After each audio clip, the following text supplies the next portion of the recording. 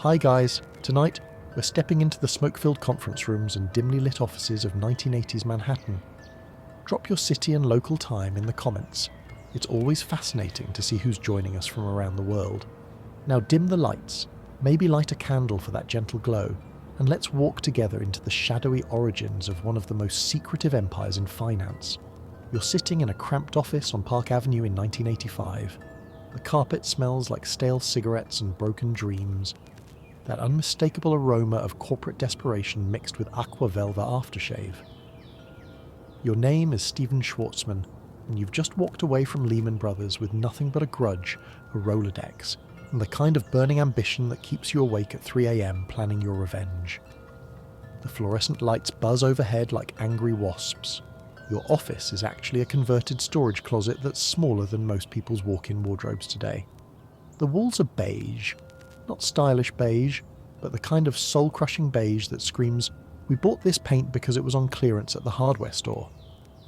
Your desk is a folding table from Staples, and your chair squeaks like a dying mouse every time you lean back to contemplate your life choices. Here's the thing nobody tells you about starting a private equity firm in the 80s. It's like trying to build a rocket ship using only LinkedIn connections and PowerPoint presentations that haven't been invented yet. You're essentially asking billionaires to hand you their money based on nothing more than your ability to wear a suit without spilling coffee on it. Your partner, Pete Peterson, sits across from you in an equally uncomfortable chair. He's got the kind of silver hair that commands respect at country clubs. But right now he's staring at a legal pad covered in numbers that don't add up to anything resembling a business plan. The math is simple. You have $0, 0 clients, and approximately 0 credibility in an industry that treats newcomers like expired yogurt. The phone rings. It's one of those ancient desk phones that weighs roughly as much as a small child and makes a sound like a fire alarm going off in a library.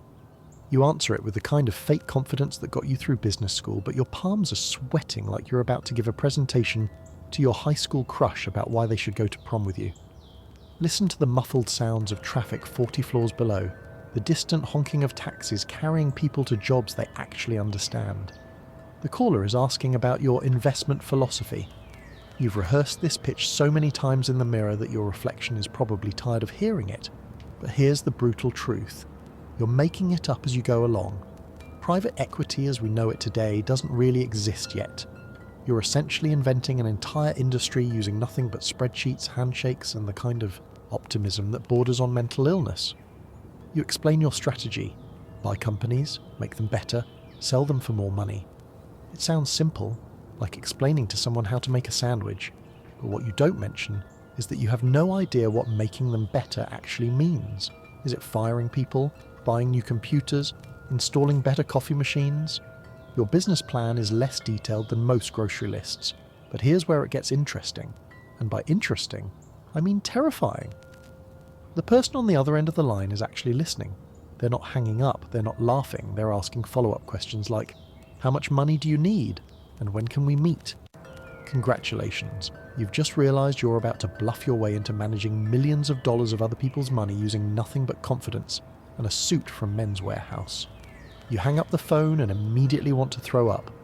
Not the gentle kind of nausea you get from eating gas station sushi, but the full-body panic that comes from realising you might have just convinced someone to give you $100 million based on a conversation that was 60% buzzwords and 40% prayer. The year is 1985 and Manhattan feels like a casino where everyone's betting with house money except you. You're betting with your mortgage, your reputation, and your ability to ever show your face at another Wall Street cocktail party. The city outside your window is a concrete jungle of ambition, cocaine, and shoulder pads so aggressive they could be classified as weapons. Your business plan is written on 3 pieces of paper that look like they were typed by a drunk secretary using a typewriter from the Carter administration. There are typos, coffee stains, and what appears to be the remnants of a sandwich that died a tragic death on page 2. This document, which you optimistically call your investment strategy, will eventually be worth more than most countries' GDP. But right now, it looks like something a college freshman would submit 5 minutes before deadline. The banking industry is changing faster than fashion trends in the 80s, and that's saying something. Junk bonds are hot, corporate raiders are celebrities, and everyone's talking about synergies like they're discussing the weather. You're surfing a wave of financial innovation that nobody fully understands, including you. It's like being asked to perform brain surgery after watching one episode of a medical drama. Terrifying, but potentially lucrative. Your first potential investor wants to meet for lunch at the kind of restaurant where the menu doesn't have prices, and the waiters judge you based on your shoes. You're wearing your best suit, which you bought 3 years ago and have worn to every important meeting since. It's developing that shiny quality that screams, "I've been stress sweating in this thing since the Reagan administration." The restaurant smells like money, that particular. Combination of expensive cologne, leather banquettes, and the quiet desperation of men in their 50s trying to prove they're still relevant. Your potential investor is the kind of person who owns art he doesn't understand, and vacation homes in countries he can't pronounce. He's exactly the type of person who might hand you $50 million based on nothing more than your ability to order wine without looking at the price. Listen to the gentle clink of expensive silverware and the hushed conversations of people discussing deals that will reshape entire industries. The conversation starts with small talk about golf handicaps and ski resorts, but quickly moves to the kind of numbers that make your head spin. He's talking about pension funds, endowments, and investment committees, like they're minor details in a story about where to grab coffee. Meanwhile, you're mentally calculating whether you can afford the appetizer without maxing out your credit card. Here's what nobody tells you about raising money in the 80s. It's less about your business plan and more about your ability to look like you belong in rooms where people casually discuss buying companies the way normal people talk about buying groceries. You need to project confidence while simultaneously having no idea what you're doing. It's like being asked to land a plane when your only flight experience is playing Microsoft Flight Simulator. The investor leans forward and asks the question you've been dreading. What makes you different from every other leveraged buyout shop in Manhattan? There are approximately 47 ways to answer this question, and 46 of them will result in you never getting a second meeting. You have exactly 30 seconds to explain why someone should trust you with enough money to buy a small island when your biggest financial accomplishment to date is paying off your student loans. What comes out of your mouth next will determine whether you're about to become one of the most powerful men in finance or whether you'll be back at Lehman Brothers by Christmas, begging for your old job and explaining to everyone why your entrepreneurial phase didn't quite work out as planned. You take a breath that feels like swallowing glass and launch into your pitch. We're going to be different because we're going to actually improve companies, not just strip them for parts like a chop shop in Queens.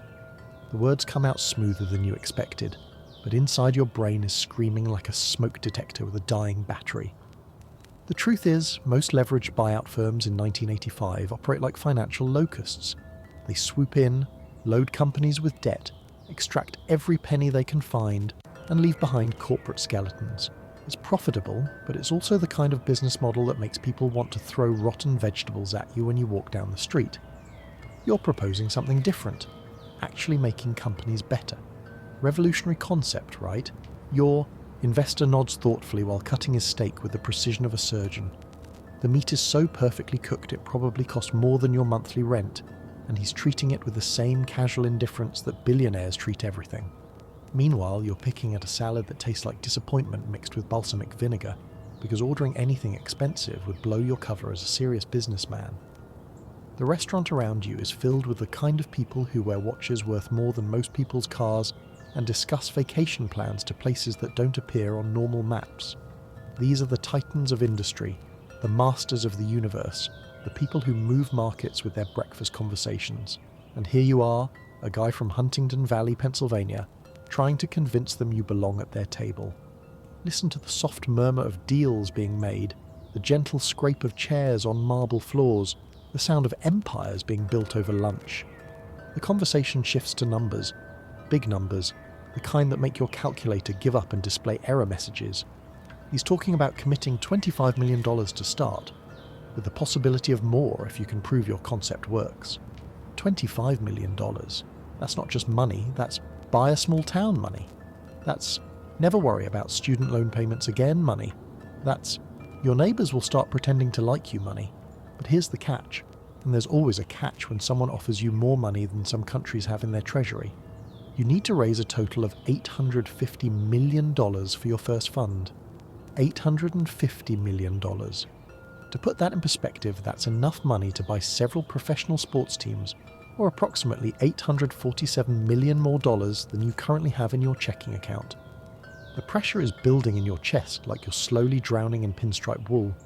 Every yes you get means you need to find more yes responses. Every investor who believes in you raises the stakes higher. It's like being invited to play poker with people who bet entire companies on a single hand, except you're playing with monopoly money and hoping nobody notices. Your investor leans back in his chair, the kind of leather chair that probably costs more than most people's cars, and delivers the line that will haunt your dreams for the next 6 months. I like what I'm hearing. Let me talk to my investment committee. We'll have an answer for you by the end of the month. End of the month. That's 4 weeks to convince a room full of people you've never met that you deserve to manage more money than most small countries see in a decade. 4 weeks to prove you're not just another guy in a cheap suit with expensive dreams and a business plan held together with hope and staples. You shake hands. His grip is firm, confident, the handshake of someone who's never had to worry about overdraft fees, and walk out into the Manhattan afternoon feeling like you just signed your own death warrant. The city streets are buzzing with energy, yellow cabs honking like angry geese, steam rising from manholes like the city itself is stressed about your financial future. But here's the thing about building an empire. Sometimes the only difference between success and failure is your willingness to keep pretending you know what you're doing until you actually figure it out. And right now, you're about to get very good at pretending. You're back in your Park Avenue office. But now the stakes feel like they're carved from concrete and dropped on your chest. The lunch meeting went well, too well, and now you're staring at a legal pad covered in numbers that look like they were written by someone having a mathematical panic attack. $850 million. That's not just a number. That's a small country's GDP with a mortgage. The phone rings again. It's that same ancient desk phone that sounds like a fire alarm having an existential crisis. This time it's another potential investor, someone whose secretary's secretary probably makes more money than your entire annual salary. They want to meet next week. Your calendar, which was previously emptier than a medieval peasant's pantry, is suddenly filling up with appointments that could either make you phenomenally wealthy or spectacularly homeless. Listen to the gentle hum of the air conditioning, the distant sound of typewriters clicking like metallic rain. You realise you need a strategy beyond wing it and hope nobody asks too many questions. The private equity industry in 1985 is like the Wild West, except instead of gunfights, you have spreadsheet battles, and instead of saloons, you have conference rooms that smell like expensive cologne and quiet desperation. Everyone's making up the rules as they go along, but some people are better at pretending they know what they're doing. Your first major challenge, explaining to billionaires why they should give their money to two guys whose biggest claim to fame is walking away from Lehman Brothers with wounded pride and a Rolodex. It's like trying to convince someone to let you borrow their Ferrari when your driving experience consists of bumper cars and a learner's permit. Competition is fierce. Other leveraged buyout firms are circling like sharks around a chum bucket, and they have advantages you don't, like track records, established relationships, and business plans that weren't written on napkins during a particularly stressful lunch. Kohlberg Kravis Roberts is already making waves with deals that sound like they were orchestrated by financial wizards. Meanwhile, you're still trying to figure out how to work the coffee machine without electrocuting yourself. Your office setup is starting to feel less like a professional workspace and more like a financial therapy session. Pete Peterson sits across from you, occasionally making notes that probably say things like, "How did we get here?" and "Should we have stayed at our old jobs?" The fluorescent lights continue to buzz with the enthusiasm of dying wasps, casting a greenish glow over your ambitious delusions. But here's the thing about raising almost $1 billion. It's not just about the money. It's about convincing people that you're not just another pair of Wall Street refugees with expensive suits and cheaper business plans.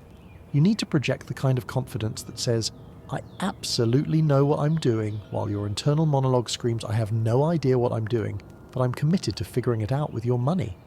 The pressure builds in your chest like you're slowly inflating with financial anxiety. Every potential investor represents a piece of the puzzle, but the puzzle is one of those impossible 10,000-piece affairs where half the pieces are the same colour and the picture on the box looks nothing like what you're actually building. One wrong move, one unconvincing presentation, one moment where your fake-it-till-you-make-it facade cracks, and the whole thing comes tumbling down like a house of cards in a hurricane.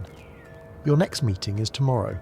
Another restaurant, another potential investor, another opportunity to either secure your financial future or explain to your wife why you're considering a career change to something less stressful, like professional skydiving or bomb disposal. The weight of almost $1 billion in theoretical commitments sits on your shoulders like a financial albatross, beautiful and terrifying and completely dependent on your ability to keep talking until someone believes you're worth the risk. The next morning arrives like a hangover you didn't earn. You're standing in front of your bathroom mirror, attempting to transform yourself from guy who might be having a nervous breakdown to guy who definitely deserves to manage hundreds of millions of dollars. Your reflection stares back with the expression of someone who just realised they signed up for the wrong game show. Your suit is the same one from yesterday, but you've added a different tie. Your power tie, which you bought 3 years ago during a brief period when you thought accessories could solve professional problems. It's burgundy with small gold patterns that look like either sophisticated geometric designs or tiny screaming faces, depending on how you squint at them. The subway ride to your next meeting feels like being transported to your own execution, except the executioner is wearing a three-piece suit and has an MBA from Wharton. You're clutching a briefcase that contains your business plan, some financial projections that are more hopeful than accurate, and what appears to be a sandwich from 1983 that somehow survived several office moves. Listen to the rhythmic clacking of subway wheels on tracks, the distant murmur of morning commuters discussing their own professional anxieties. Your destination is another restaurant, this one in Midtown Manhattan, where the menu doesn't have prices and the waiters can smell fear from 3 blocks away. The potential investor you're meeting owns a pension fund that manages more money than some small nations see in a decade. He's the kind of person who buys art by artists he can't pronounce and takes vacations to places that don't appear on regular maps. You arrive 15 minutes early, which in business meeting terms means you're either professionally punctual or desperately eager, possibly both. The hostess, who looks like she was hired based on her ability to make people feel inadequate through facial expressions alone, seats you at a table near the window where you can watch Manhattan continue its relentless pursuit of money while you plot your own. The restaurant atmosphere is thick with the sound of deals being made and dreams being either realised or systematically destroyed.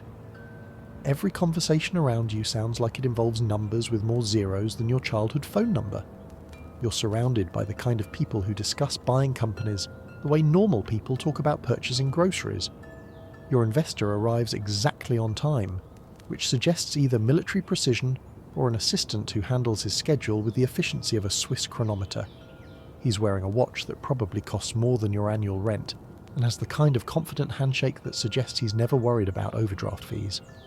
His smile is professional, warm, and absolutely terrifying. The conversation starts with small talk about the weather, which in New York in 1985 is reliably unpredictable, much like the financial markets you're hoping to conquer. He asks about your background, your experience, and your vision for the future of leveraged buyouts. Each question feels like a pop quiz you forgot to study for, except the consequences of failing involve more than just a bad grade. They involve explaining to everyone you know why you're back to looking for a regular job. You launch into your pitch with the enthusiasm of a door-to-door salesman who actually believes in his product. You explain your strategy, your market analysis, and your projected returns with the kind of conviction that would be inspiring if it weren't built on a foundation of educated guessing and professional desperation. The numbers roll off your tongue like you've been reciting them in your sleep, which, honestly, you probably have been. But here's the moment that will define everything. He leans forward, genuinely interested, and asks the question that every aspiring private equity pioneer dreads. What makes you different from everyone else who's asking for my money? The restaurant suddenly feels very quiet, very expensive, and very much like the place where your future will be decided by your ability to sound confident while discussing things you're still figuring out yourself. The question hangs in the air like expensive cologne mixed with existential dread. You take a sip of water that tastes like it was filtered through $100 bills and imported from a spring that charges membership fees. Your brain frantically shuffles through possible answers like a deck of cards held by someone with severe arthritis. What makes us different, you begin, your voice carrying the kind of measured confidence that comes from practicing this speech in your bathroom mirror at 2 a.m, is that we're not just financial engineers, we're business builders. The words come out smoother than you expected, but inside your head a small voice is screaming, "Is that even a real thing?" You lean forward, channeling every business school lesson you can remember, and several you might be making up on the spot. Most LBO firms treat companies like financial puzzles, load them with debt, squeeze out cash, and hope for the best. We want to actually improve operations, grow revenues, and build lasting value. It sounds good. It might even be true. The scary part is that you're starting to believe it yourself. Listen to the soft clink of silverware against fine china, the hushed conversations of people discussing deals that reshape entire industries. Your investor nods thoughtfully, cutting his steak with surgical precision. The meat is so perfectly cooked, it probably has its own accountant. Meanwhile, you're picking at a salad that costs more than most people's weekly grocery budget, trying to look contemplative rather than terrified. "Interesting approach," he says, and those two words contain more potential futures than a fortune cookie factory. But execution is everything. How do you plan to actually make companies better? What's your operational playbook? Operational playbook. Right. The thing you definitely have and didn't just hear about for the first time 30 seconds ago. You clear your throat, buying time while your brain frantically assembles an answer from business magazines, overheard conversations, and what might be the plot of a movie you saw once. We start with management, you say, discovering your strategy as you speak it. The best deals aren't about buying distressed assets. They're about finding good companies with great management teams who need capital to grow but can't access it through traditional channels. You're essentially describing what will later become the private equity playbook, but right now you're inventing it in real time like a financial MacGyver. The conversation continues for 2 hours, covering everything from interest rate predictions to the future of American manufacturing. You find yourself discussing concepts you've only read about, using terminology you learned from Forbes articles read on airplanes, and projecting confidence about markets that frankly terrify you. It's like being in a play where you're making up your lines as you go along, hoping the other actors will follow your lead. By the time dessert arrives, something that looks like architecture made of chocolate and costs more than your monthly subway pass, you've somehow convinced yourself that you might actually know what you're talking about. The investor seems impressed, or at least interested enough to not excuse himself to the bathroom and never return. "I'm intrigued," he says, signing the check with the casual indifference of someone for whom expensive lunches are a daily tax write-off. "Let me take this to my investment committee. We'll need to see detailed projections, reference checks, and a complete investment strategy. But assuming everything checks out, we're prepared to consider a significant commitment." Significant commitment. Those words hit your nervous system like espresso mixed with pure adrenaline. You shake hands, exchange business cards, and watch him disappear into the Manhattan afternoon in a car that probably costs more than most people's houses. You're left standing on the sidewalk, briefcase in hand, wondering if you just secured your financial future or committed yourself to the most elaborate failure in Wall Street history. The next 6 months will be crucial. You need to turn promises into contracts, vague strategies into detailed plans, and your Park Avenue storage closet into the headquarters of what might become one of the most powerful investment firms in history. No pressure at all.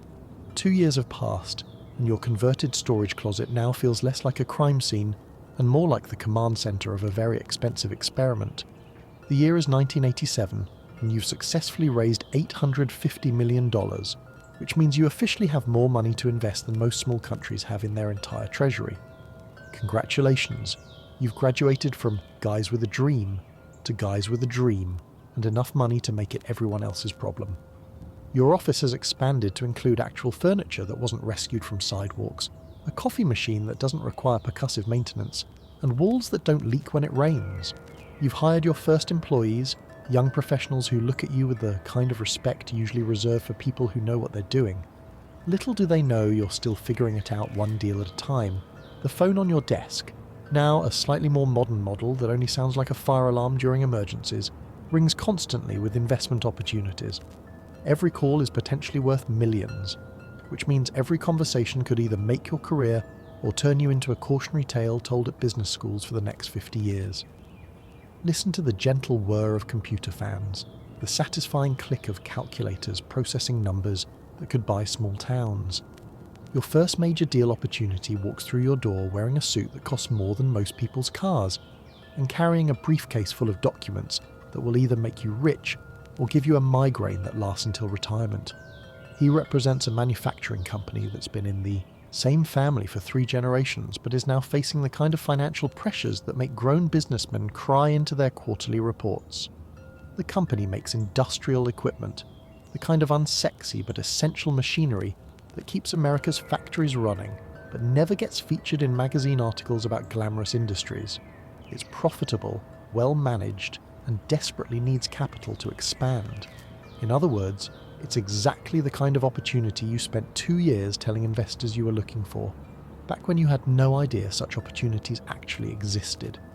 You sit across from the company's management team in your conference room, which still smells faintly of the Chinese restaurant that used to occupy this space. The irony isn't lost on you that you're discussing a multi-million-dollar acquisition in a room where people once argued about fortune cookie distribution strategies. The numbers are impressive in that uniquely boring way that makes accountants excited and normal people fall asleep. Revenue is steady, profit margins are healthy, and the market opportunity looks solid enough to build a financial fortress on. But here's the catch, and there's always a catch. The company needs $50 million in capital improvements and expansion funding, money they can't get from traditional bank loans without pledging their firstborn children as collateral. This is where your theoretical expertise meets practical reality. You've spent years talking about adding value and operational improvements, but now you need to actually figure out what those words mean when applied to a real company with real employees who depend on you not screwing up their livelihoods. Your team, which now includes actual analysts who graduated from colleges you'd heard of, presents a detailed investment thesis that reads like a business school case study. They've identified efficiency improvements, market expansion opportunities, and cost reduction strategies that could theoretically increase the company's value by 200% over 5 years. Theoretically being the key word that keeps you awake at night wondering if theory and practice are even distantly related. The deal structure involves buying a controlling stake, installing new management systems, and implementing the kind of operational changes that sound simple in PowerPoint presentations, but are terrifyingly complex in real life. You're essentially betting $50 million that you can make a good company great, which is either the beginning of a beautiful success story or the setup for a very expensive lesson in humility. 6 months into your first major deal, you discover that running a manufacturing company is like performing surgery while riding a roller coaster during an earthquake. Every day brings new challenges that weren't covered in any business school case study, mainly because business schools assume a level of predictability that real life finds hilarious. Your manufacturing company, which looked so promising on paper, turns out to have what you generously call character. The factory floor is a maze of machinery that dates back to when dinosaurs roamed the earth, and computers were still theoretical concepts.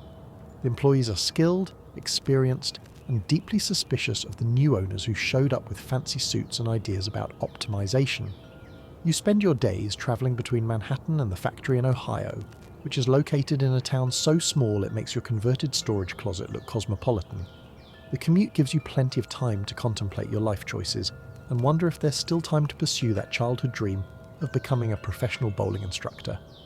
Listen to the rhythmic hum of industrial machinery, the distant sound of workers who definitely don't trust the guy in the expensive suit. The factory smells like metal shavings, industrial lubricant, and the collective sweat of people who actually make things instead of just moving money around. It's a humbling environment for someone who spent the last decade in air-conditioned offices discussing theoretical improvements to companies they'd never actually visited. Your first major challenge is discovering that the previous management had what you diplomatically call creative accounting practices. The book shows steady profits, but the reality involves deferred maintenance, aging equipment, and a customer base that's about as loyal as cats in a thunderstorm. It's like buying what you thought was a pristine vintage car only to discover it's held together with duct tape and optimism. The employees watch you with the wariness of people who've seen new owners before and know that efficiency improvements often translate to some of you are about to become unemployed.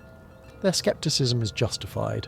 Most leveraged buyouts in the 80s involve loading companies with debt and extracting every possible penny before selling whatever's left to the highest bidder. But you're trying to do something different, remember? Instead of cutting costs by firing everyone who looks expensive, you're attempting to actually improve operations. This means investing in new equipment, upgrading systems, and training workers on procedures that weren't invented when the factory was built during the Eisenhower administration.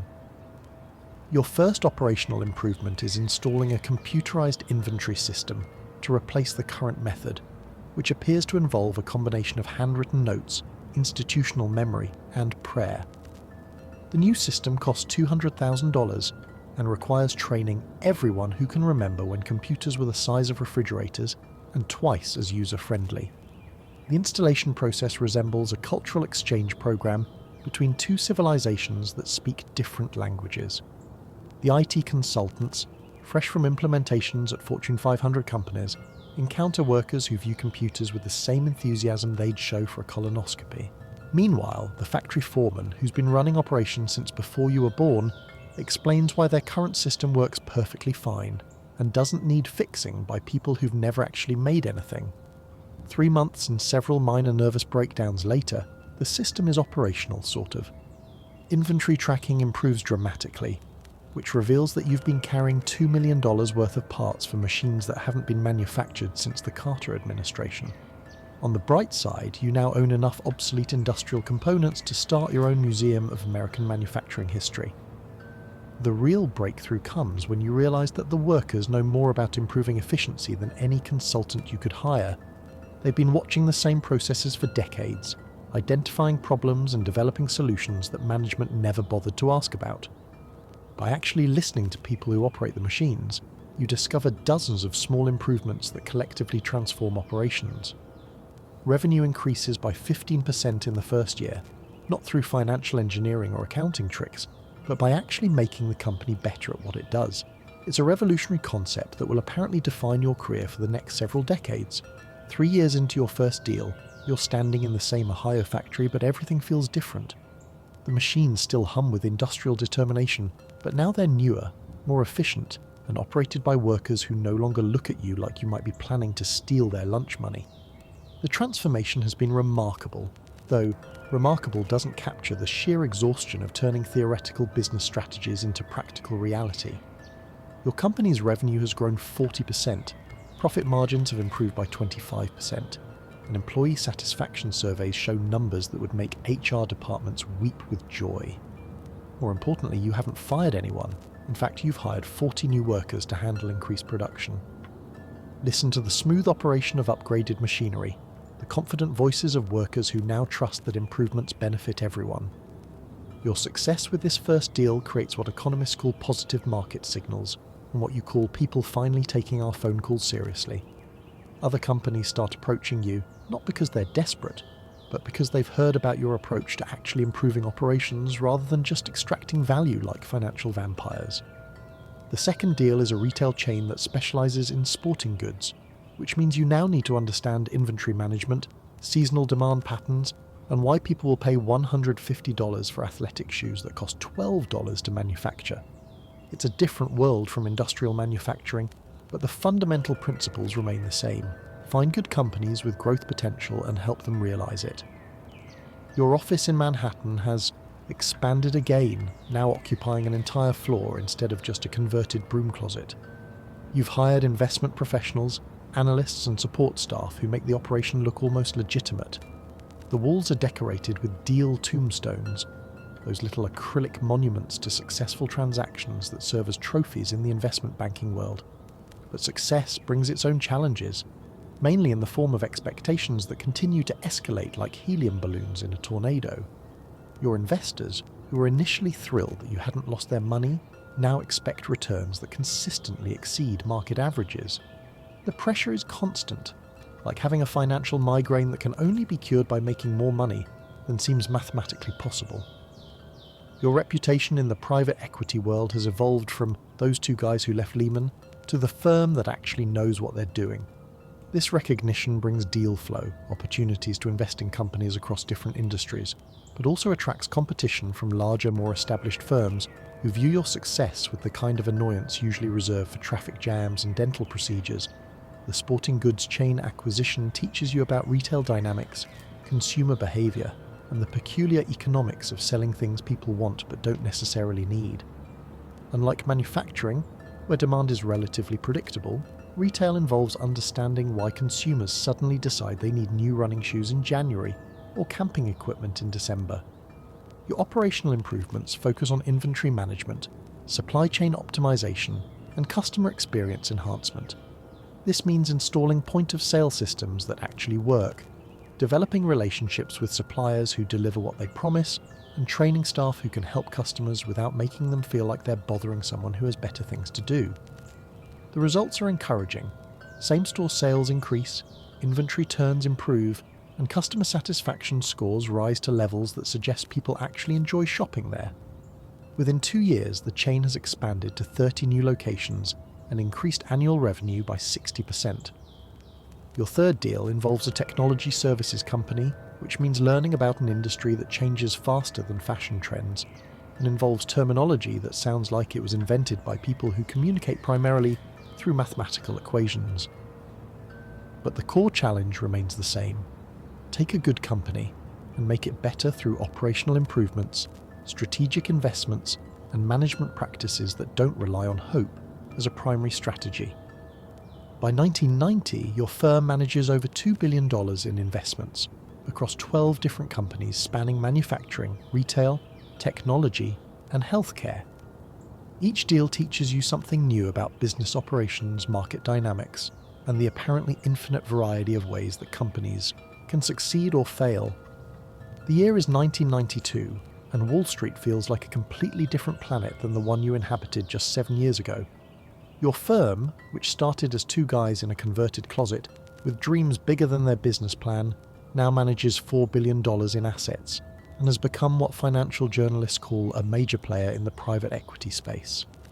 You're not sure when you stopped being surprised by your own success, but somewhere between the 15th deal and the 100th meeting, you realise you might actually know what you're doing. Your offices now occupy 3 floors of a prestigious Manhattan building, complete with marble lobbies, elevators that don't require percussive maintenance, and conference rooms where billion-dollar decisions are made over coffee that costs more per cup than most people spend on groceries. The transformation from scrappy startup to institutional powerhouse has been surreal, like watching yourself in a movie where you keep waiting for someone to realize you don't belong in the starring role. The private equity industry itself has evolved from an obscure corner of finance to a dominant force that reshapes entire sectors of the economy.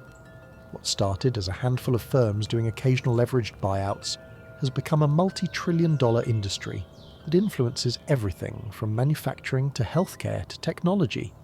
You've helped create something that's now bigger than any individual player, including yourself. Listen to the confident hum of a well-oiled financial machine, the sound of deal makers discussing transactions that will reshape industries. Your latest acquisition is a healthcare services company that operates a network of outpatient clinics across the Southeast. Healthcare represents a new frontier for private equity, an industry that's consolidating rapidly as independent practices struggle with regulatory complexity and technological demands. It's also a sector where your operational improvements philosophy can have direct impact on people's lives, which adds both meaning and pressure to every decision. The healthcare deal introduces you to regulatory environments that make manufacturing compliance look like filling out a library card application. Every operational change requires approval from multiple agencies whose acronyms you're still learning to pronounce. Medicare reimbursement policies, HIPAA compliance, and state licensing requirements create a maze of regulations that would challenge a team of constitutional lawyers armed with unlimited coffee and determination. But the operational opportunities are tremendous. Most healthcare practices run on systems developed when computers were experimental and patient records were stored in filing cabinets that look like archaeological artifacts. By implementing electronic health records, optimizing scheduling systems, and standardizing clinical protocols, you can improve both patient outcomes and financial performance simultaneously. Your team now includes specialists in healthcare policy, former hospital administrators, and IT professionals who understand the unique challenges of digitizing medical practices. The learning curve is steep. Healthcare has its own language, culture, and operating principles that don't always align with traditional business practices. Doctors, it turns out, have strong opinions about operational efficiency suggestions from financial professionals. The first clinic integration takes 8 months, and nearly drives everyone involved to consider career changes in less stressful fields like air traffic control or bomb disposal. Electronic record systems crash with the regularity of summer thunderstorms, staff training resembles cultural immersion programs, and patients express the kind of confusion usually reserved for tax code explanations. But gradually, the improvements take hold. Appointment scheduling becomes more efficient, patient wait times decrease, and clinical outcomes improve as doctors gain access to comprehensive patient histories and treatment protocols. Revenue per clinic increases by 22%, while patient satisfaction scores reach levels that suggest people actually enjoy their healthcare experiences. Your success in healthcare attracts attention from hospital systems, insurance companies, and other healthcare providers looking for operational partners rather than financial engineers. The industry realizes that private equity firms can bring more than just capital. They can provide operational expertise, technology infrastructure, and management systems that improve both business performance and patient care. This evolution represents something larger than individual deals or financial returns. Private equity has become a force for operational improvement across American business, pushing companies to become more efficient, more competitive, and more focused on long-term value creation. The leveraged buyout cowboys of the 1980s have evolved into operational partners who help companies navigate increasingly complex markets. Your firm's reputation now extends beyond financial circles to include recognition from industry associations, business schools, and policymakers who study private equity's role in economic development. You're invited to speak at conferences, serve on advisory boards, and participate in discussions about the future of American capitalism. It's a long way from that first terrifying lunch meeting where you tried to convince someone to trust you with their money. By 1995, your firm has grown to manage $8 billion across 43 portfolio companies, employing over 200,000 people directly and indirectly. These numbers aren't just statistics. They represent factories in Ohio, retail stores in California, technology companies in Texas, and healthcare clinics across the Southeast. Your decisions ripple through communities, affecting families who've never heard of private equity but whose livelihoods depend on your ability to make companies more successful. The responsibility is both thrilling and terrifying. Every investment decision impacts thousands of jobs, millions in tax revenue, and entire communities built around the industries you influence. Private equity has evolved from a niche financial strategy to a fundamental force in American capitalism, and you're one of its primary architects. Your latest challenge involves international expansion, specifically a manufacturing company with operations in Europe and Asia. Global deal-making introduces complexities that make domestic acquisitions look like neighborhood lemonade stand purchases. Currency fluctuations, international tax law, cultural differences, and regulatory variations create a labyrinth of considerations that require expertise in subjects you never knew existed. Listen to the polyglot conversations of international deal-makers, the electronic chatter of global financial markets operating across time zones. The European manufacturing facility operates under labour laws that protect worker rights, with the intensity of a medieval fortress guarding royal treasures. European employees enjoy vacation time, healthcare benefits, and job security provisions that American workers view with the kind of longing usually reserved for childhood memories. Implementing operational improvements requires navigating union negotiations that make congressional budget discussions look like friendly dinner conversations. Your first European board meeting takes place in a conference room that's older than your country and decorated with portraits of people who look like they disapprove of everything invented after 1850. The discussion involves translators, cultural consultants, and enough diplomatic protocol to stock a small embassy. Every operational suggestion must be filtered through layers of cultural sensitivity, regulatory compliance, and historical context. The Asian operations present different challenges entirely. The manufacturing facilities are state-of-the-art, the workforce is highly skilled, and the efficiency levels exceed anything you've seen in domestic operations. But business practices involve relationship-building protocols that can take years to develop, and cultural nuances that can make or break deals based on seemingly minor details, like seating arrangements and gift-giving etiquette. Your team expands to include international specialists, cultural advisors, and legal experts who understand the intricate variations in global business law. Deal structures become more complex, involving multiple currencies, cross-border tax strategies, and regulatory approvals from governments who view American private equity firms with emotions ranging from curiosity to suspicion. But the operational improvement principles remain consistent across cultures and continents. Companies everywhere benefit from better systems, improved processes, and management practices focused on long-term value creation. The specific implementations vary, but the fundamental goal, making good companies better, translates across languages and legal systems.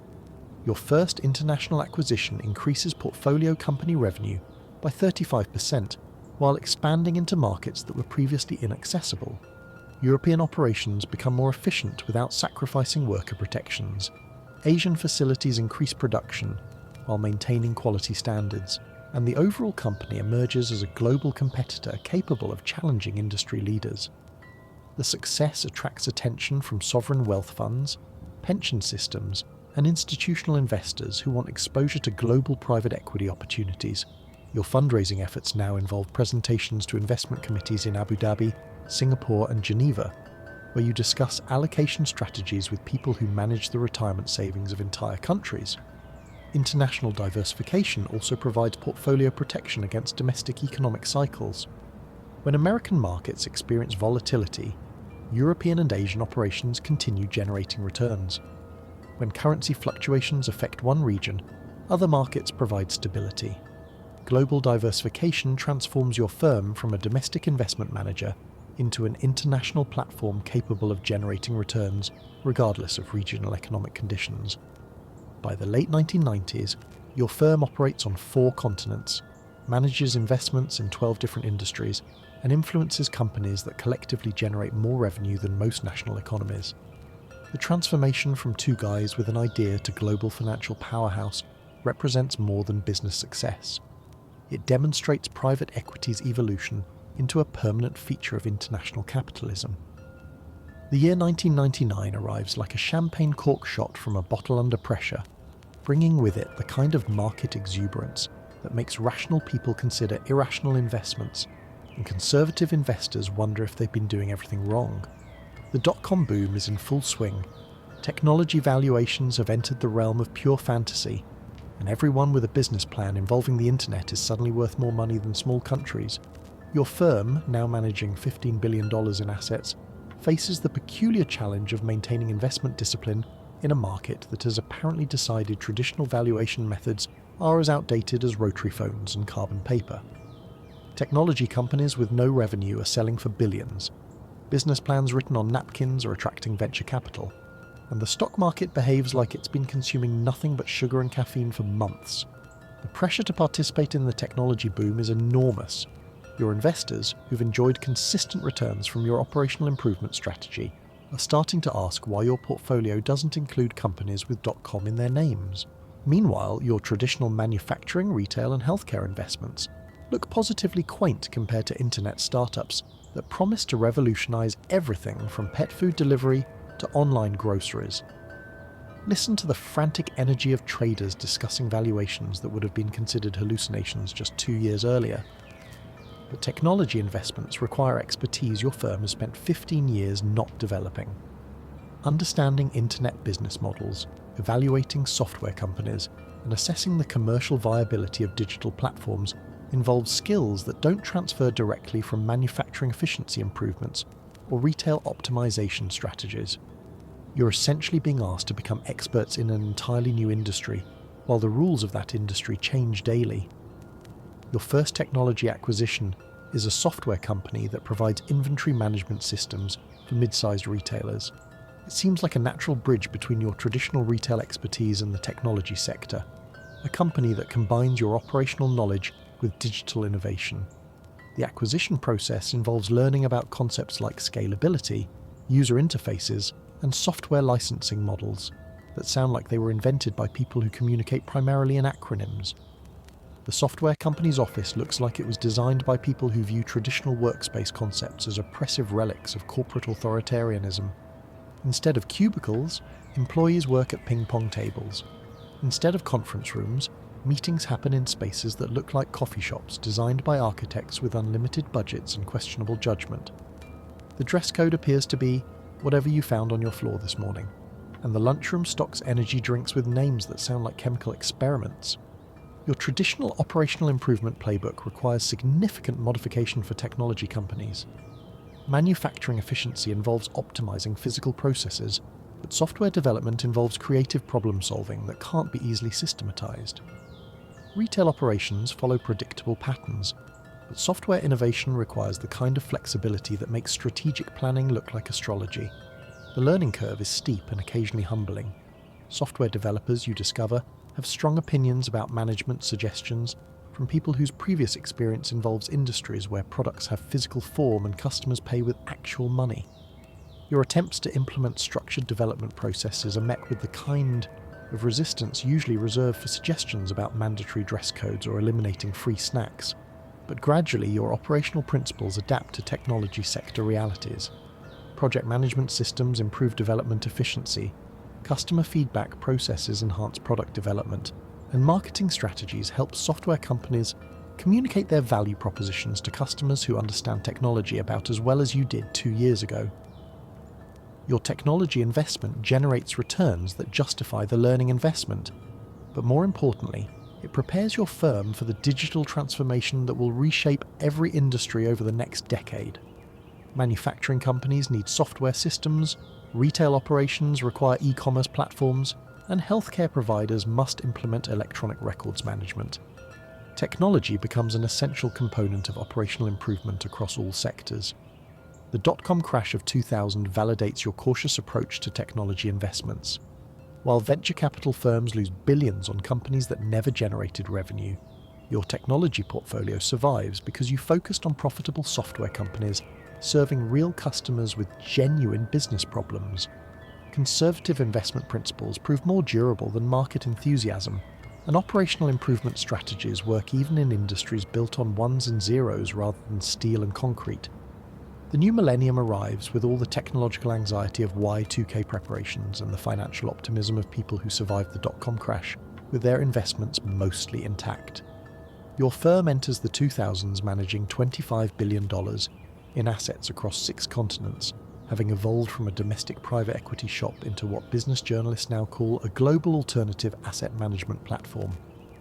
The terminology sounds impressive, though you sometimes miss the simplicity of when you could describe your business as "we buy companies and try to make them better." The world of private equity has transformed beyond recognition from those early days of handshake deals and napkin-based business plans. Institutional investors now allocate significant portions of their portfolios to alternative investments. Pension funds treat private equity as essential for generating returns that keep retirees fed and housed, and sovereign wealth funds view firms like yours as partners in managing national resources. The industry has become systematized, regulated, and institutionalized in ways that make your early improvisational approach seem quaint. Your headquarters now occupies an entire building in Manhattan, complete with multiple trading floors, research departments, and technology infrastructure that processes deal flow from around the world in real time. The operation resembles a financial mission control center, monitoring investments across time zones, and coordinating operations that span industries, currencies, and regulatory environments. It's a long way from that first converted closet where you and Pete Peterson tried to convince people you weren't completely insane. Listen to the electronic symphony of global markets, the polyglot conversations of deal makers operating across continents and cultures. The scale of operations brings both opportunities and complexities that would have been unimaginable in the 1980s. Your latest fundraising effort targets $40 billion in commitments, which requires presentations to investment committees that control more money than most countries see in their entire histories. These aren't the intimate restaurant meetings of your early days. They're formal presentations in conference centres where every word is scrutinised by teams of investment professionals, consultants, and advisors who analyse private equity allocations with the intensity of scientists studying climate change. Your investor base now includes pension systems from California to Singapore, sovereign wealth funds from Norway to Abu Dhabi, and endowments from universities whose names appear on buildings across multiple continents. Each investor brings different requirements, time horizons, and expectations that must be balanced against your firm's investment philosophy and operational capabilities. Managing these relationships requires diplomatic skills that weren't covered in any business school curriculum. The diversification of your portfolio has reached levels that require specialized knowledge in dozens of industries. Your current investments include aerospace manufacturing in France, telecommunications infrastructure in Brazil, healthcare systems in India, renewable energy projects in Australia, and technology platforms serving markets from Seoul to Stockholm. Each investment requires understanding regulatory environments, cultural contexts, and competitive dynamics that make managing a domestic portfolio look like organising a neighbourhood bake sale. Your team has grown to include former government officials, industry executives, cultural specialists, and operational experts who collectively speak 47 languages and hold advanced degrees from institutions across 6 continents.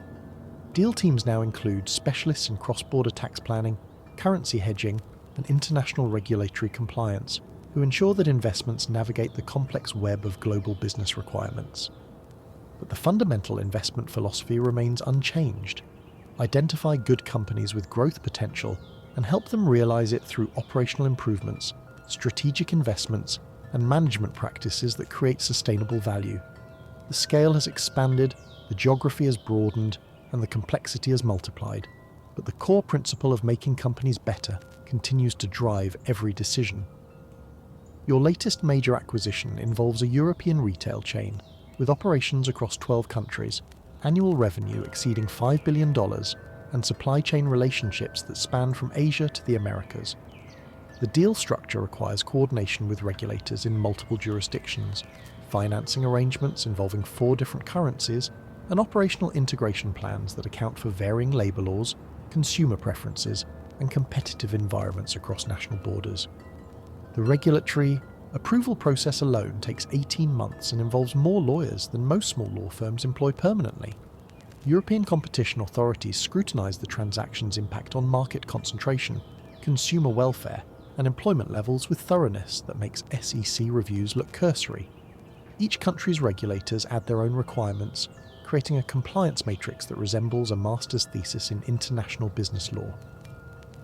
The retail chain acquisition closes after 22 months of negotiations, regulatory reviews, and documentation that could stock a medium-sized library.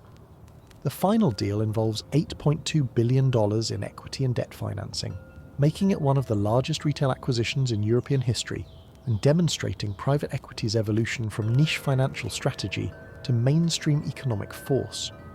Your operational improvement playbook, refined through hundreds of previous investments, must now adapt to European retail dynamics that differ significantly from American consumer behaviour. European customers value different products, respond to different marketing approaches, and shop in patterns influenced by cultural traditions that date back centuries. Understanding these markets requires the kind of cultural anthropology that makes international business feel like diplomatic service with quarterly earnings requirements. The retail chain's supply chain extends from textile manufacturers in Southeast Asia to distribution centres across Europe, involving logistics coordination that resembles military campaign planning. Inventory management must account for seasonal variations that differ by country, currency fluctuations that affect pricing strategies, and regulatory requirements that vary from region to region. Optimizing these operations requires systems thinking on a scale that would challenge supercomputers. Listen to the multilingual coordination of international supply chain operations, the electronic chatter of inventory systems tracking millions of products across thousands of locations. Your first major operational initiative involves implementing unified technology systems across all 12 countries, replacing legacy software that includes programs written when computers filled entire rooms and stored data on magnetic tapes. The integration project requires custom programming in 8 different languages, compliance with 12 different data protection regulations, and training programs for 85,000 employees who currently use systems that range from state-of-the-art to archaeological. The cultural challenges prove more complex than the technical ones. German efficiency expectations clash with Italian relationship-focused business practices. Scandinavian consensus-building approaches conflict with British hierarchical decision-making preferences. French regulatory precision requirements challenge Spanish entrepreneurial flexibility. Each country's operations team believes their approach is superior and views suggestions for standardization with suspicion, usually reserved for tax increases. But gradually the operational improvements take effect. Inventory turnover increases by 18% as better forecasting systems reduce both stockouts and overstock situations. Customer satisfaction improves as unified training programs create consistent service standards across all locations. Supply chain costs decrease by 12% through consolidated purchasing power and optimized distribution networks. The success attracts attention from other European retailers facing similar challenges with multi-country operations and international competition. Your firm becomes recognized as a specialist in cross-border retail optimization, leading to additional investment opportunities in markets from Eastern Europe to Southeast Asia. Meanwhile, your American operations continue expanding into new sectors and geographies. Healthcare investments now include hospital systems, pharmaceutical services, and medical technology companies. Industrial investments span aerospace, automotive, energy, and infrastructure. Technology investments have evolved from simple software companies to platforms serving global markets with solutions ranging from financial services to logistics management. Real estate has emerged as a significant investment category, with your firm now owning office buildings, shopping centres, industrial facilities, and residential developments across major metropolitan markets. Real estate investments provide portfolio diversification, inflation protection, and stable cash flows that complement the higher growth potential of operating company investments. The firm's assets under management reached $100 billion by 2005, making it one of the largest alternative asset managers in the world and placing it among the most influential financial institutions globally. The scale brings both opportunities and responsibilities that extend beyond generating returns for investors to influencing economic development, employment levels, and industry evolution across multiple countries and sectors. Your investment decisions now impact hundreds of thousands of jobs, billions in tax revenue, and entire communities whose economic health depends on the performance of companies in your portfolio. Private equity has evolved from financial engineering to economic development, with firms like yours serving as catalysts for innovation, efficiency, and growth across the global economy. By 2007, your firm has become something that would have been unimaginable during those early days in the converted closet. A financial institution that rivals major investment banks in scope, influence, and global reach. Managing $150 billion across more than 200 portfolio companies, you've created an economic ecosystem that employs over 500,000 people directly and influences millions more through supply chains, partnerships, and competitive dynamics. The firm's organizational structure now resembles a multinational corporation more than a traditional investment partnership. Regional offices in London, Hong Kong, Mumbai, São Paulo, and Sydney operate with significant autonomy, while coordinating through global investment committees and risk management systems. Each office employs hundreds of professionals who specialize in their local markets, while contributing to global investment strategies that span continents and currencies. Your latest ambitious project involves infrastructure investments, airports, toll roads, energy transmission systems, and telecommunications networks that form the backbone of modern economies. Infrastructure represents a natural evolution for private equity, combining long-term value creation with essential public services that require sophisticated management and significant capital investment. It's also politically sensitive territory, where investment decisions intersect with national security, economic development, and public policy considerations. Listen to the complex harmonics of infrastructure operations, the distant hum of power transmission lines, the coordinated movements of air traffic control systems, the digital pulse of fibre optic networks carrying the world's communications.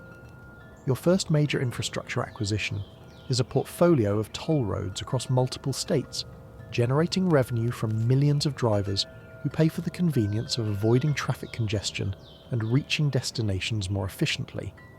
Toll road operations involve engineering maintenance, customer service, traffic flow optimization, and regulatory compliance with state transportation departments whose priorities don't always align with private investor objectives. The operational challenges are unique in private equity. Unlike manufacturing companies where efficiency improvements directly translate to profit increases, infrastructure assets must balance financial performance with public service responsibilities. Toll roads must remain affordable while generating returns, maintain safety standards while controlling costs, and expand capacity while minimizing environmental impact. Revenue optimization involves sophisticated pricing strategies that account for traffic patterns, economic conditions, and political sensitivities around toll increases. Dynamic pricing systems adjust rates based on congestion levels, encouraging off-peak usage while maximizing revenue during high-demand periods. But every pricing decision must consider public reaction, regulatory approval requirements, and competitive alternatives that include free highways maintained by state governments. Your infrastructure portfolio expands to include energy transmission systems that carry electricity from power plants to communities across multiple states. Electric grid operations involve 24/7 monitoring, preventive maintenance, emergency response capabilities, and coordination with power generators, utilities, and regulatory authorities whose oversight includes reliability standards, environmental compliance, and consumer protection requirements. The complexity of infrastructure management requires expertise that extends far beyond traditional private equity capabilities. Your team now includes former government officials who understand regulatory environments, utility executives who know operational requirements, engineers who design system improvements, and public affairs specialists who manage community relationships and political considerations. Infrastructure investments also provide portfolio benefits that complement traditional private equity holdings. Long-term contracts generate predictable cash flows that balance the higher growth potential of technology and healthcare investments.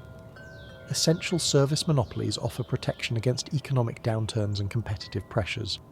Inflation-indexed revenue streams provide hedging against currency debasement and economic volatility. But infrastructure ownership brings public scrutiny that didn't exist with manufacturing or retail investments. Newspaper editorial boards analyze your investment decisions, consumer advocacy groups monitor pricing policies, and politicians debate the merits of private ownership of public infrastructure. Every operational change becomes a potential political issue, and every financial decision faces public scrutiny that makes traditional business metrics secondary to public perception management. The responsibility extends beyond financial returns to include stewardship of assets that serve public purposes and support economic development. Infrastructure investments must balance private investor objectives with public interest considerations, creating a complex optimization problem that involves multiple stakeholders with different priorities and time horizons. Success requires not just financial engineering, but also diplomatic skills, political sensitivity, and genuine commitment to public service responsibilities that accompany infrastructure ownership. The year 2008 arrives like a financial meteor impact, transforming the investment landscape from familiar territory into something that resembles a post-apocalyptic wasteland where traditional valuation methods have gone to die. Your firm, now managing over $150 billion in assets, suddenly finds itself navigating waters that are less challenging market conditions, and more the economic equivalent of the Titanic hitting an iceberg made entirely of subprime mortgages. You're sitting in your corner office staring at Bloomberg screens that look like they're displaying the vital signs of a patient in cardiac arrest. Red numbers flash everywhere, like a Christmas tree designed by someone having a very bad day. The Dow Jones is dropping faster than a drunk person trying to navigate stairs, and credit markets have frozen solid like your neighbour's pipes during that polar vortex nobody saw coming. The phone rings constantly with calls from portfolio company CEOs who sound like they've been gargling with panic and washing it down with existential dread. Manufacturing companies report order cancellations that arrive faster than pizza deliveries. Retail chains watch customer traffic disappear like common sense during a political debate. Healthcare companies face payment delays from insurance companies that are now treating claims approval like a competitive sport where the goal is to never pay anything. Listen to the nervous energy of emergency board meetings, the hushed conversations of crisis management teams working through the night. Your investment portfolio, which looked rock solid just 6 months ago, now resembles a house of cards in a hurricane. Companies that generated steady cash flows are suddenly struggling to meet payroll. Leveraged buyouts that seemed conservative now look like they were structured by people who thought risk management was a suggestion rather than a requirement. Interest rates that were manageable have become financial quicksand, pulling down otherwise healthy businesses. The real estate market, where your firm has invested billions in commercial properties, shopping centres and office buildings, experiences the kind of collapse usually reserved for controlled demolitions. Property values drop like stones thrown from tall buildings, while vacancy rates climb faster than your blood pressure during investor meetings. Tenants default on leases with the enthusiasm of people abandoning sinking ships, leaving you with buildings that cost more to operate than they generate in revenue. But here's the thing about surviving a financial crisis. It's not just about having enough cash reserves, though. That certainly helps. It's about maintaining operational discipline when everyone around you is making decisions based on fear rather than logic. Your firm's experience managing companies through various economic cycles now becomes invaluable. Like being the only person in a disaster movie who actually read the emergency procedures. Your first major decision involves protecting portfolio companies from the credit freeze that's gripping financial markets tighter than a boa constrictor with attachment issues. Banks that were eager to lend money just months ago are now treating loan applications like radioactive waste.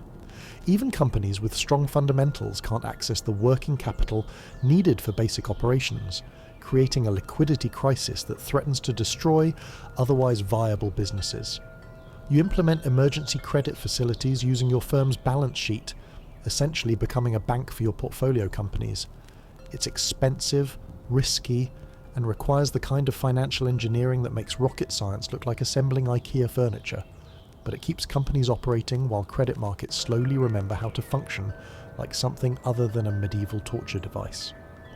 The second challenge involves managing investor panic that spreads faster than gossip in a small town. Your limited partners, who are perfectly comfortable with private equity risk-return profiles during good times, are now calling daily with questions that sound like job interviews for a position as Chief Anxiety Officer. Pension funds worry about meeting obligations to retirees. Sovereign wealth funds face political pressure from governments dealing with their own crises. And endowments watch their asset allocations get destroyed like sandcastles at high tide. Communication becomes crucial during crisis management. You hold investor calls that resemble group therapy sessions for financially traumatized institutions. The key is providing transparency about challenges while maintaining confidence that experienced management can navigate difficult conditions. It's like being a pilot who needs to announce turbulence without causing passengers to assume they're about to become part of a very expensive crater. 6 months into the financial crisis, you discover that managing a private equity firm during economic meltdown is like performing surgery while riding a roller coaster during an earthquake. Every day brings new challenges that weren't covered in business school case studies, mainly because professors assumed markets would behave with at least minimal rationality rather than complete hysteria. Your morning routine now involves reading financial news that sounds like it was written by people competing for most apocalyptic headlines awards. Bank failures happen with the frequency of morning coffee breaks. Government bailout programs multiply faster than rabbits in spring. Credit default swaps, which most people never heard of before 2008, become the financial equivalent of weapons of mass destruction hidden in everyone's investment portfolio. Listen to the constant buzz of crisis management calls, the electronic chirping of phones that never stop ringing with urgent updates. The operational improvements that worked so well during normal economic conditions now require complete reconceptualization. Manufacturing companies can't improve efficiency when suppliers disappear like magician's assistants. Retail chains can't optimize inventory management when customers stop buying anything except necessities. Healthcare companies can't enhance patient care when insurance reimbursements become as reliable as weather forecasts. Your portfolio company management teams gather for emergency strategy sessions that feel like war councils planning battles against an invisible enemy. The conversation topics shift from growth initiatives to survival strategies. Instead of discussing market expansion, you're analysing cash flow preservation. Instead of evaluating acquisition opportunities, you're calculating how long each company can operate without access to credit markets. The manufacturing company in Ohio that was your first major success story now faces the worst industry conditions since the Great Depression. Auto manufacturers, their primary customers slash orders by 70% as car sales plummet. The workforce that you carefully trained and retained must now be reduced through layoffs that feel like performing amputations on healthy limbs. It's a heartbreaking reminder that during financial crises, even well-managed companies can't escape macroeconomic forces beyond their control. Your retail sporting goods chain confronts consumer behavior changes that happen faster than fashion trends. Customers postpone equipment purchases, cancel gym memberships, and decide that running in old sneakers is perfectly acceptable when mortgage payments become uncertain. Same-store sales drop month after month like a depressing countdown to retail extinction. Store closures become necessary to preserve cash flow, leaving behind empty retail spaces that look like monuments to economic optimism. But the healthcare services company demonstrates why defensive investments prove valuable during downturns. Healthcare demand remains relatively stable because people don't postpone medical care the way they postpone buying new cars or expensive sporting goods. Revenue streams from insurance reimbursements provide stability in an otherwise chaotic environment. The operational improvements implemented during good times, electronic records, efficient scheduling, standardized protocols, now provide competitive advantages as other healthcare providers struggle with outdated systems. Your real estate investments present the most complex challenges. Office buildings in Manhattan that seem like fortress investments now face tenant bankruptcies and lease defaults that arrive like foreclosure notices. Shopping centres struggle as retail tenants close stores or renegotiate lease terms that resemble hostage negotiations. Even the toll roads, previously considered recession-proof, experience traffic declines as people postpone travel and freight shipments decrease along with economic activity. The infrastructure assets prove more resilient than operating companies, though they're not immune to crisis effects.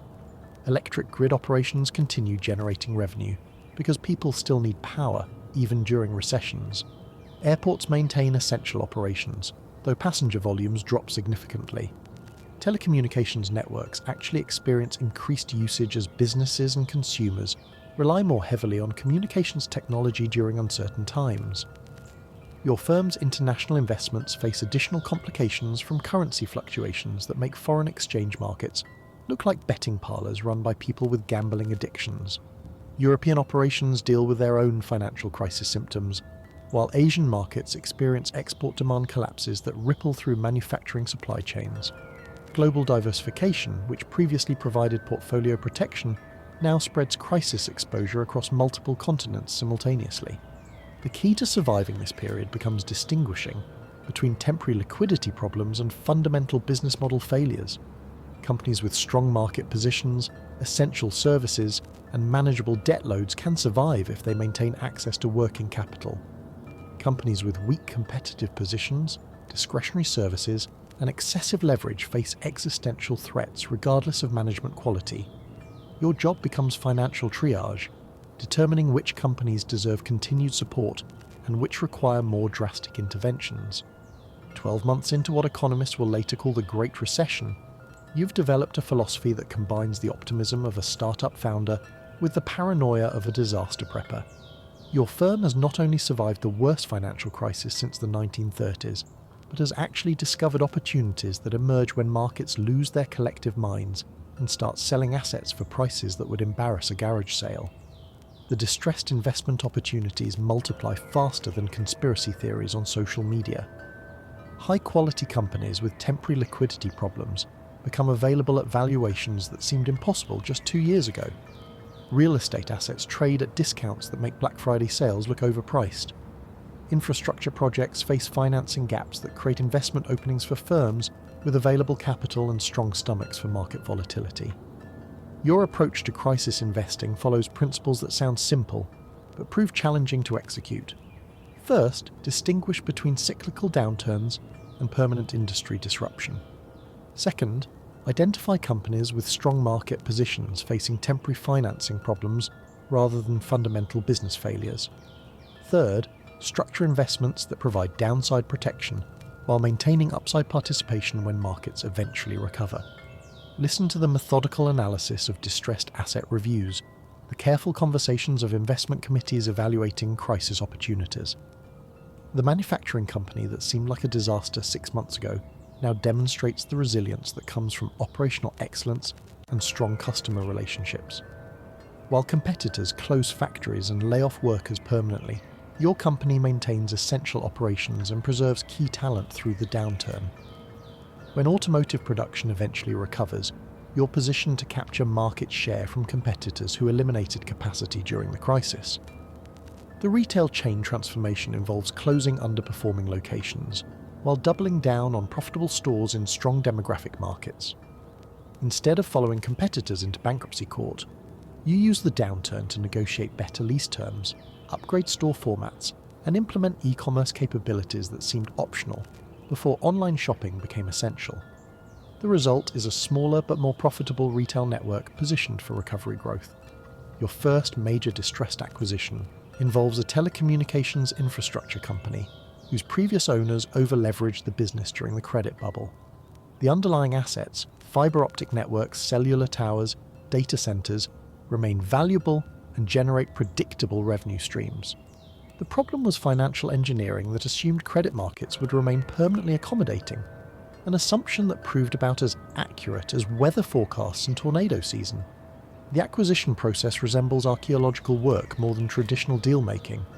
You excavate through layers of complex financial structures, derivative contracts, and accounting presentations that require forensic analysis to understand. The company's operations are sound, but the capital structure resembles a house of cards built by people who thought gravity was optional. Restructuring the telecommunications company requires negotiating with creditors, bondholders, and stakeholders whose interests align about as well as cats and dogs in small spaces. Bankruptcy proceedings provide the legal framework for reorganization, but the real work involves convincing everyone that preserving the business serves their long-term interests better than liquidating assets for immediate cash.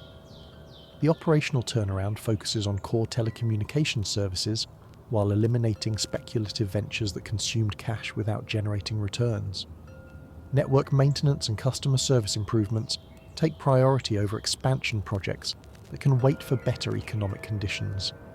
The workforce reduction is painful, but necessary to align costs with revenues during the downturn.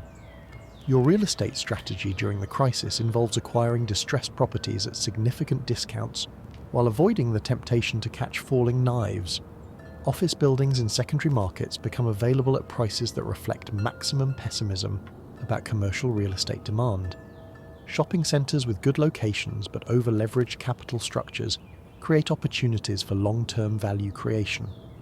The infrastructure investments prove especially attractive during economic downturns because essential services maintain revenue stability, while asset prices reflect temporary financing difficulties rather than permanent demand destruction.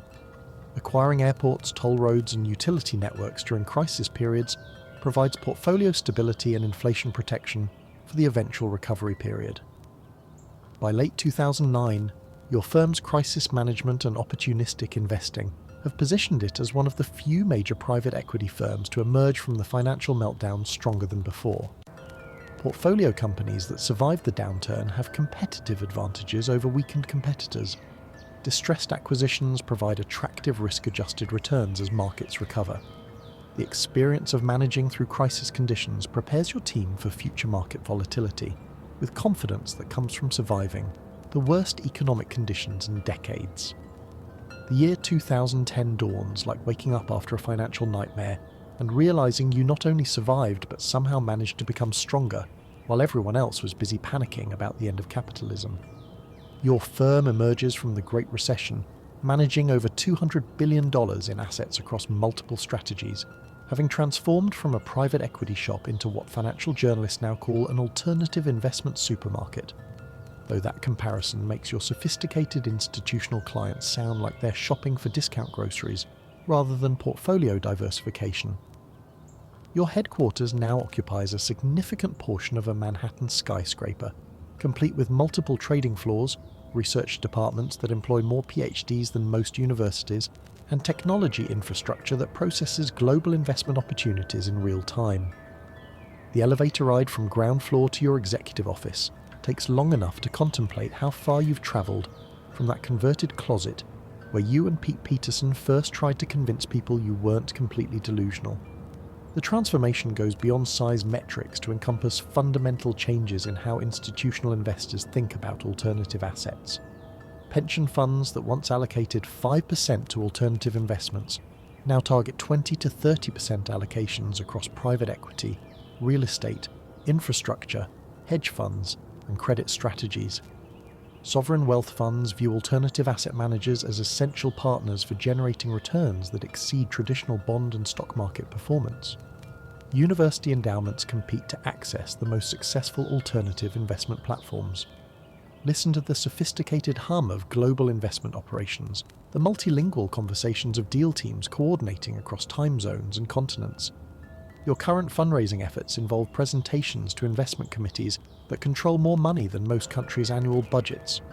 The due diligence process resembles diplomatic negotiations between nation-states, with legal teams, consultants, and advisors analysing every aspect of your firm's operations, performance history, and strategic positioning. These aren't the intimate restaurant meetings of your early days. They're formal presentations in conference centres where every slide is scrutinised by teams of professionals whose job is finding reasons to say no.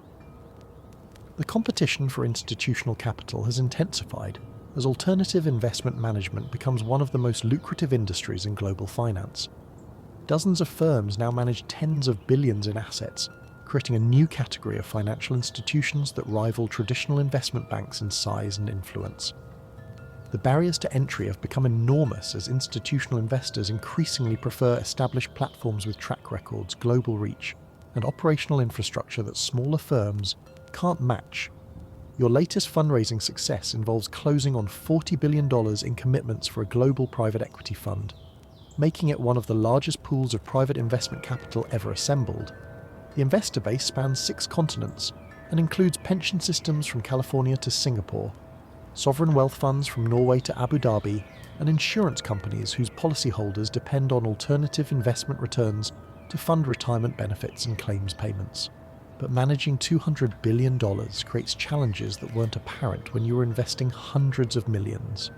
The size problem in private equity means finding enough attractive investment opportunities to deploy massive amounts of capital without driving up asset prices through competitive bidding.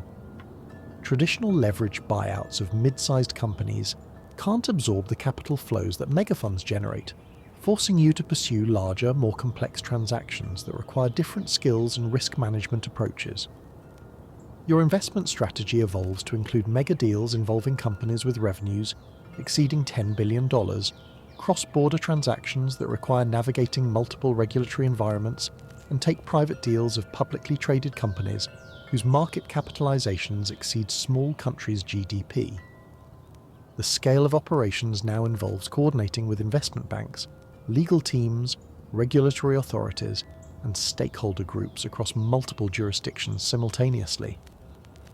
The real estate platform has become one of the largest property investment managers globally, owning office buildings, shopping centres, hotels, apartments, warehouses, and specialised real estate assets across major metropolitan markets. Your real estate investments now influence rental markets, development patterns, and urban planning in cities from New York to Tokyo. The responsibility extends beyond generating returns to include stewardship of assets that house businesses, provide homes for families, and anchor community economic development. Infrastructure investments have expanded to include airports that serve millions of passengers annually, energy transmission systems that power entire regions, telecommunications networks that carry international communications, and transportation systems that facilitate commerce across national borders. These investments operate at the intersection of private capital and public service, requiring understanding of regulatory frameworks, political considerations, and social responsibilities that traditional private equity doesn't encounter. Your firm's influence on global financial markets now extends far beyond individual investment returns to include systemic importance in credit markets, real estate valuations, and corporate governance standards. When your firm makes major investment decisions, the ripple effects influence market pricing, competitive dynamics, and industry consolidation patterns across multiple sectors simultaneously. By 2015, your firm has achieved something that seemed impossible during those early days of begging for meetings in overpriced restaurants.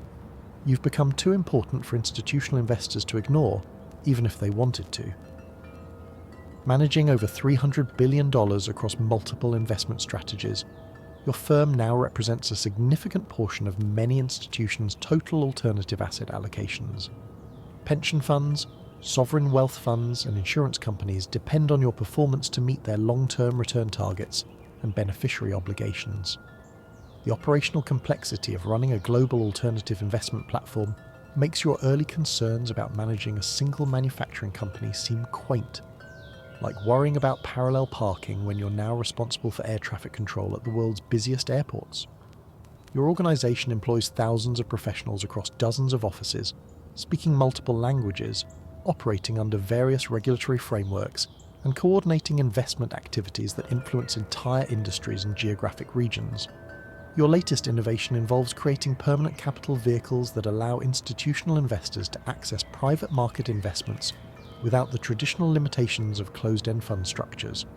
Instead of committing capital for specific time periods, investors can allocate money to perpetual investment vehicles that provide ongoing exposure to private equity, real estate, and infrastructure opportunities. It's like creating mutual funds for illiquid investments, solving a problem that institutional investors didn't know they had until you offered a solution. Listen to the orchestrated complexity of global investment coordination, the digital symphony of systems processing thousands of transactions across multiple asset classes simultaneously. The permanent capital innovation attracts massive investor interest because it addresses fundamental challenges with traditional private equity fund structures. Institutional investors can now access private market opportunities without the operational complications of managing dozens of separate fund commitments across different vintage years, fund lives, and capital call schedules. Portfolio management becomes more predictable, cash flow timing becomes more controllable, and strategic asset allocation becomes more sustainable. Your real estate business has evolved beyond traditional property ownership to include real estate-related investments that span the entire property ecosystem: real estate debt, real estate technology, real estate services, and specialized real estate assets like data centers, cell towers, and logistics facilities now represent significant investment categories. The real estate platform generates returns from property appreciation, rental income, development profits, and financial services fees across multiple real estate sectors simultaneously. Infrastructure investments have expanded to include digital infrastructure that powers the modern economy. Data centers, fiber optic networks, cell towers, and cloud computing facilities represent the new utilities of the digital age. These investments combine the predictable cash flows of traditional infrastructure with growth potential from increasing demand for digital services, connectivity, and data processing capabilities. Your firm's influence extends to corporate governance practices across thousands of companies in your investment portfolio. Best practices in board oversight, executive compensation, environmental sustainability, and stakeholder management that you implement spread throughout industries as portfolio companies adopt governance standards that exceed regulatory requirements. Private equity becomes a force for operational excellence and corporate responsibility rather than just financial engineering. The investment approach has evolved from individual deals to platform strategies that create competitive advantages through scale, expertise, and market position. Instead of buying single companies, you acquire platforms that can be enhanced through add-on acquisitions, operational improvements, and strategic positioning. Platform strategies generate returns from multiple sources while reducing risk through diversification and market leadership positions. Your healthcare platform includes hospitals, physician practices, pharmaceutical services, medical technology companies, and healthcare IT platforms that collectively serve millions of patients and generate billions in revenue. The platform approach allows cross-pollination of best practices, shared technology investments, and coordinated strategic initiatives that individual healthcare providers couldn't achieve independently. The technology platform encompasses software companies, IT services, data analytics, cybersecurity, and digital transformation solutions that serve enterprise customers across multiple industries. Technology platform strategies benefit from network effects, recurring revenue models, and scalability advantages that traditional industrial investments don't provide. Global expansion has reached the point where your firm's international operations generate significant portions of total returns while providing geographic diversification that protects against regional economic volatility. Asian investments include everything from logistics networks serving e-commerce growth to renewable energy projects supporting infrastructure modernization. European investments span technology platforms, healthcare systems, and industrial companies that benefit from operational improvements and strategic repositioning. The firm's systematic importance in global financial markets creates responsibilities that extend beyond investor returns to include consideration of market stability, economic development, and systemic risk management. Your investment decisions influence employment for millions of workers, tax revenue for hundreds of communities, and capital formation for entire industries across multiple countries simultaneously. The year 2020 arrives like a plot twist nobody saw coming, transforming global markets overnight from relatively predictable environments into something resembling a financial science fiction movie, where the laws of economics have been temporarily suspended. Your firm, now managing over $500 billion in assets across every conceivable alternative investment strategy, faces the challenge of navigating a pandemic-driven economic shutdown that makes the 2008 financial crisis look like a practice drill for the real emergency. The initial market reaction to COVID-19 creates the kind of volatility that makes seasoned traders consider career changes to less stressful professions like air traffic control during thunderstorms. Stock markets lose decades of gains in weeks.